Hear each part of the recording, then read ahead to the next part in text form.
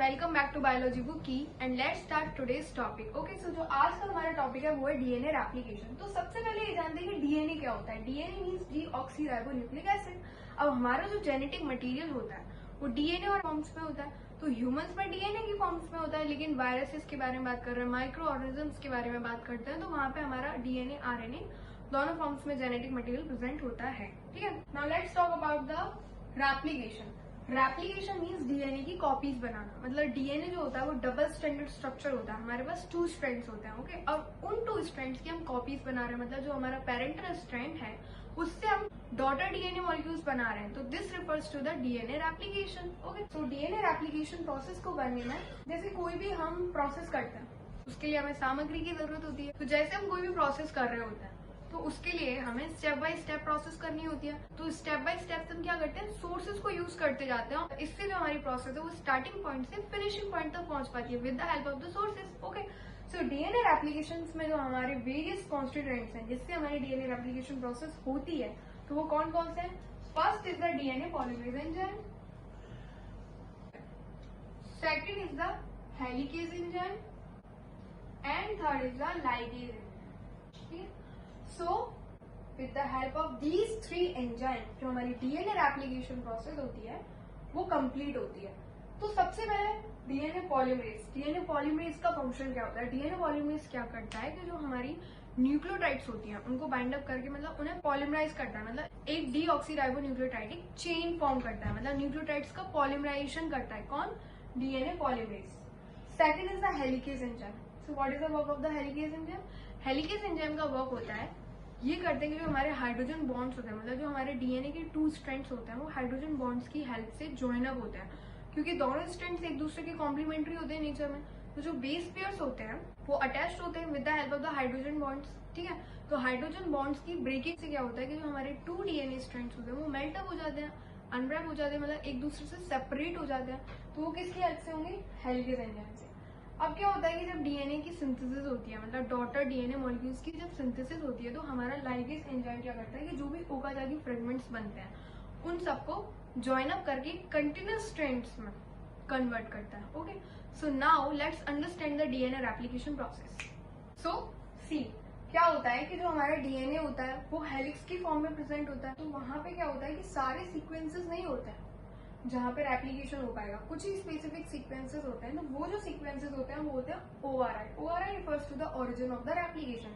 तो in cases पे क्या होता है कि हमारा जो डीएनए होता है रेप्लिकेशन करने के लिए यूजफुल है। तो क्या होता है कि जो हमारे ओआरआई सीक्वेंसेस पे क्या होता है कि हमारी इनिशिएटर प्रोटीन्स आती हैं वो बाइंड अप होती हैं और फिर वो डीएनए की मेल्टिंग करती हैं, और फिर मेल्टिंग करने के बाद क्या होता है कि हमारा जो डीएनए है मेल्ट हो जाता है। मेल्ट हो जाने के बाद जो हमारे हेलिकेज एंजाइम्स होते हैं वो क्या करते हैं, ब्रेकअप कर देते हैं जो स्ट्रैंड्स के बीच में, मतलब डबल स्ट्रैंडेड डीएनए है ना, डबल स्ट्रैंडेड डीएनए। तो एक तो हमारा 5' to 3' की पोलैरिटी में होता है और दूसरा हमारा 3' to 5' की पोलैरिटी में होता है। ठीक, तो 5' to 3' स्ट्रैंड और 3' to 5' स्ट्रैंड क्या होता है कि with the help of the helicase enzyme separate हो जाते हैं दोनों स्ट्रैंड्स। तो पूरे कंप्लीट होल डीएनए को तो हम सेपरेट नहीं कर सकते हैं, क्योंकि केवल ओआरआई सीक्वेंसेस पे हम उसको सेपरेट कर सकते हैं। तो ये जो रीजन जो होता है जो ओपन हो जाता है, this refers to the replication fork. Okay, तो रेप्लिकेशन फॉर्क में ही हमारी रेप्लिकेशन प्रोसेस होती है और वो हमारे फर्दर एंजाइम्स की हेल्प से आगे प्रोसीड होती है। तो this is the diagram of the replication fork. मतलब इस फॉर्क में क्या होता है, हमारी रेप्लिकेशन प्रोसेस होती है। ये 2 स्ट्रैंड्स हैं, ये दोनों स्ट्रैंड जो है वो डीएनए के हैं। This is the parental DNA. Okay, so with the help of this parental DNA हम क्या करेंगे, डॉटर डीएनए मॉलिक्यूल्स को फॉर्म करेंगे। तो हमारा जो डीएनए डबल स्ट्रैंडेड स्ट्रक्चर होता है वो पॉलरिटीज में रिप्रेजेंट होता है कि मतलब पहला स्ट्रैंड जो है वो हमारा 5' to 3' डायरेक्शन में और दूसरा वाला स्ट्रैंड जो है हमारा 3' to 5' डायरेक्शन में। तो क्या होता है कि हमारा जो डीएनए पॉलीमरेज एंजाइम है, मान लो ये बॉक्स लाइक जो स्ट्रक्चर है वो डीएनए पॉलीमरेज एंजाइम है। ठीक है, डीएनए पॉलीमरेज को 3' to 5' स्ट्रैंड के ऑपोजिटिवली दूसरी स्ट्रैंड सिंथेसाइज करनी होती है। तो क्या होता है कि जो हमारे डीएनए पॉलीमरेज एंजाइम होते हैं वो खुद से न्यूक्लियोटाइड्स का पॉलीमराइजेशन नहीं कर पाते हैं, क्योंकि this is the de novo enzyme. Okay, तो क्या होता है कि हमारा जो डीएनए प्राइमेज होता है वो यहाँ पे आरएनए प्राइमर को एडअप करेगा और फिर हमारा डीएनए पॉलीमरेज उसी आरएनए प्राइमर के साथ हमारे स्ट्रैंड को इलोंगेट कर लेगा। तो जो हमारा लीडिंग स्ट्रैंड होता है वो हमारा 5 प्राइम टू 3 प्राइम डायरेक्शन में होता है। This is the continuous strand, okay. लेकिन हमारा जो दूसरा स्ट्रैंड होता है वो लैगिंग स्ट्रैंड होता है। वो लैगिंग स्ट्रैंड क्यों है? क्योंकि देखो यहाँ पे जो पोलैरिटी आएगी दूसरे स्ट्रैंड के फॉर्म होने की वो 3 प्राइम टू 5 प्राइम आएगी। तो हमें पता होता है कि जो डीएनए पॉलीमरेज एंजाइम होता है उसकी पोलैरिटी क्या होती है, न्यूक्लियोटाइड्स को पॉलीमराइज करने की 5 प्राइम टू 3 प्राइम डायरेक्शन। लेकिन यहाँ पे जो हमारा लैगिंग स्ट्रैंड हो रहा है वो 3 प्राइम टू 5 प्राइम की पोलैरिटी में। तो जो हमारा डीएनए पॉलीमरेज एंजाइम है उसको हर स्ट्रैंड को, हर फ्रेगमेंट को फॉर्म करने के लिए डिफरेंट आरएनए प्राइमर्स को एडअप करना पड़ेगा। तो with the help of the DNA primase वो आरएनए प्राइमर्स एडअप हो जाएंगे और फिर with the help of that RNA primers क्या होगा, ओकाजाकी फ्रेगमेंट्स फॉर्म होंगे। ये जो ओकाजाकी फ्रेगमेंट्स है, अब डीएनए हमें चाहिए तो वो तो कंटिन्यूस स्ट्रैंड होगा ना, तो हम डिसकंटिन्यूस स्ट्रैंड तो नहीं ले सकते।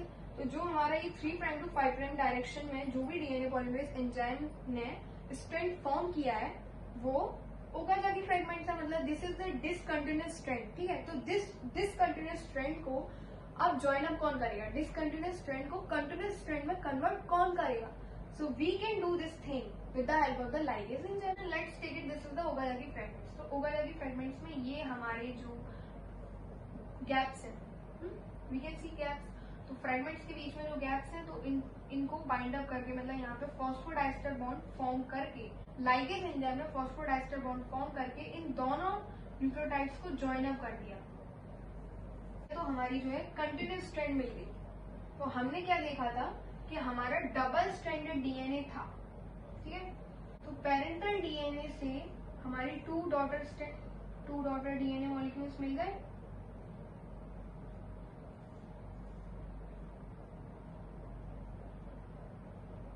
अब ये जो प्रोसेस होती है डीएनए रेप्लिकेशन, वो सेल साइकिल में किस फेज में होती है?